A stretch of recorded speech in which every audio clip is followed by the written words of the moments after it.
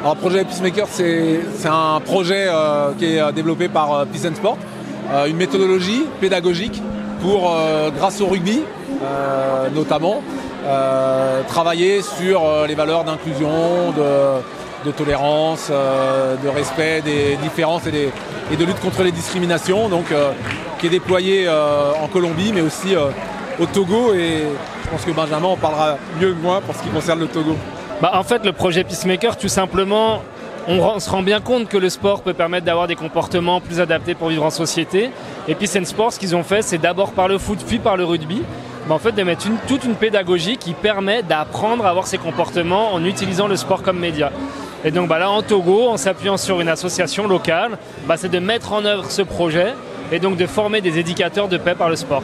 Oui, c'est important parce qu'en plus, il y a un partenariat avec le rugby, donc c'était logique voilà, d'être ici, d'être présent. Et puis moi, j'habite la région, donc c'était un tout petit déplacement pour moi.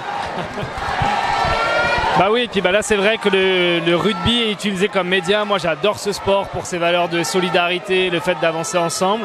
Et donc le fait qu'il y ait ce projet-là aussi au Togo avec Peacemaker, c'est top d'être sur un événement de cette ampleur ici. Ouais.